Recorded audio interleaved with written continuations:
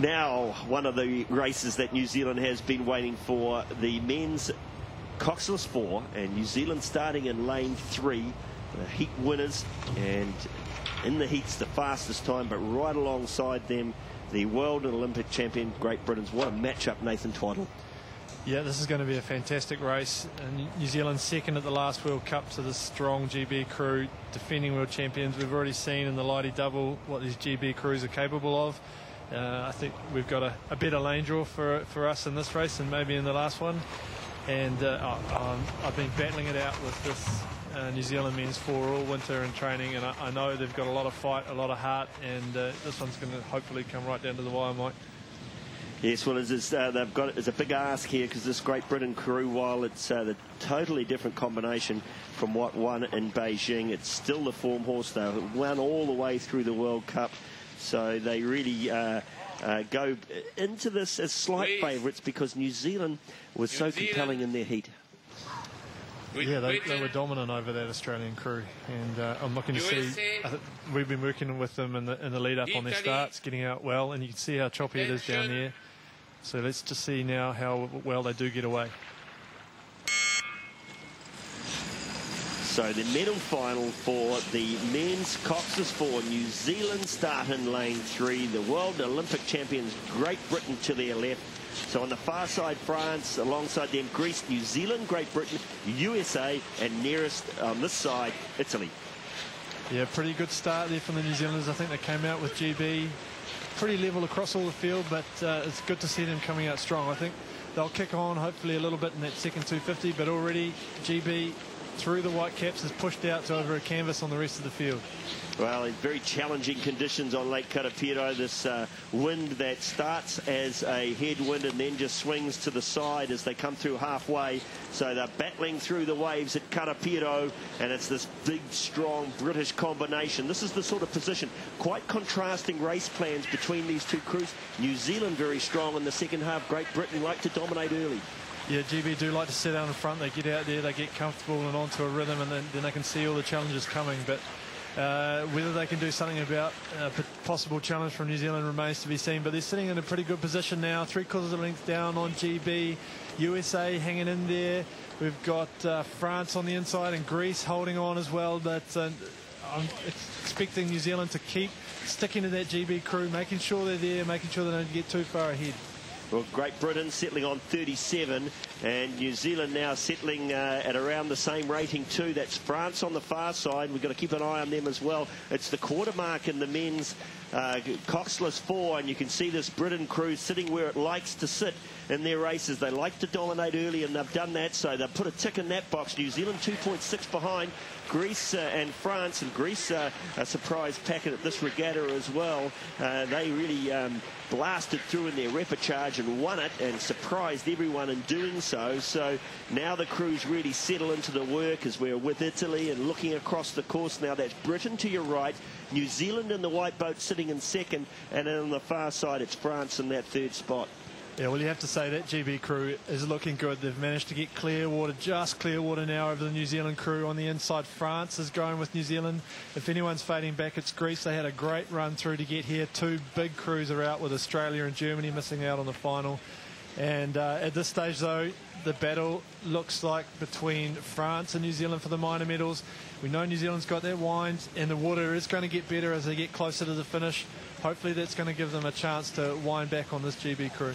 Yes, well, very strong, confident rowing from Britain. As we just said that, you can see this is the problem. As the rowers come forward with their oars out of the water, this wave action can tip their boat over, and they have to be very careful. We saw the USA and the women's 4 catch a horrendous crab and stop the boat, and they went from first to fourth in the course of just a few minutes. But here, as we see this race unfolding now, New Zealand just struggling as the conditions turn slightly to the side. So the rowers have got to contend with a boat that's been pushed off balance and pushed off course. And it is in lane 1, and we've seen this consistently in some of these races. The lane 1 crew just gets a little bit of a lift coming through this difficult middle part. Yeah, this is definitely the toughest part of the course. Looking down the lanes, we're looking straight down the lanes from our position. You can see the big gusts of wind. The buoy lines are bowed as the wind pushes them across, and if they can get through this section in reasonable shape, I think there's still a chance for a push there. You can see them getting bounced around. There's a lot of white caps out on the water. This is about as tough as it gets for an elite race. Well, it makes it difficult for the race plan that New Zealand adopts also, and with the rougher conditions here, because this is where they usually attack.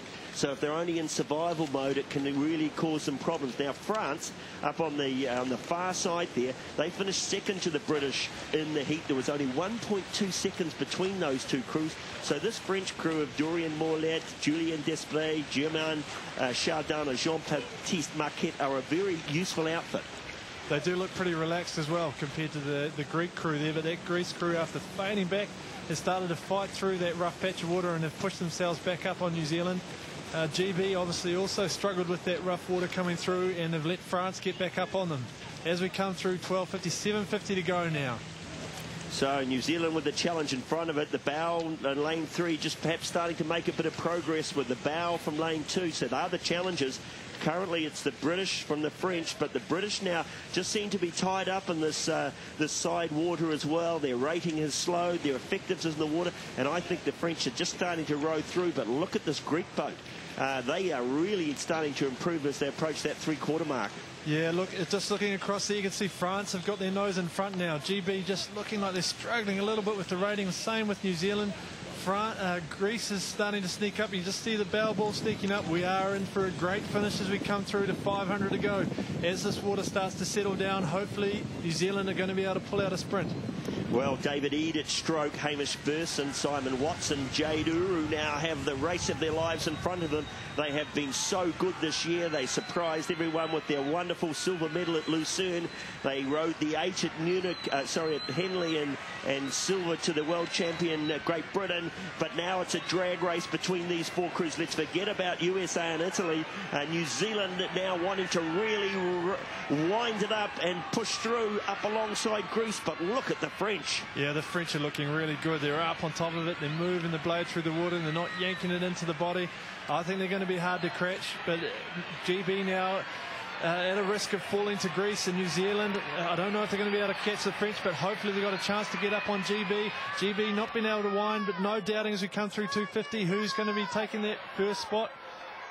Well, France and Greece now really reveling in these conditions. Gee, this is a rags to riches story from Greece, because the 2 men in it, the 2 brothers, Nikolaos and Apostolos Gontolis, were kicked out of their men's pair and had to row this 4. So that's a make-up crew, and they are flying here at Lake Karapiro. The French are going, but here comes New Zealand. Can New Zealand roll over the top of the Brits for that bronze medal? Jade Uru there just having a look across. He knows he's there. They've done a push again and they're lifting. GB do look like they're struggling, and New Zealand coming back, flying back, even up on Greece. I think they might run out of water coming down to this last 100 metres, but it's a great fight back from New Zealand. Well, look at these crews rush to the finish. There goes France. Greece goes, and New Zealand comes up and gets the bronze medal from the world champions. Well, look at the elation in the French boat. Today started with a French win in the men's lighty pair, and now they've got up and won a big one. Well, you don't often see crews coming through the reps to end up as world champions in an A final. That's a fantastic race for them. A little bit maybe lucky with the water, I don't know. From a side wind that far out, it was across the course, but definitely you could see crews getting caught out by the gusts there, and they certainly handled it better than GB. And good credit to New Zealand to get up on the dice, 9th last year on the dice here. They're on the right track, and it's fantastic to see them on the podium. Well, it is, and looking at their ages, they're all around 23 years old, so this crew is going to be one to watch in the future. As we watch the celebrations and antics in the French crew, you can see the difference, of course, between winning crews and crews that haven't. There's a little more energy left in the winners, of course. Yeah, just seeing the Greeks there, they'll be ecstatic with that. In 2004, they were being...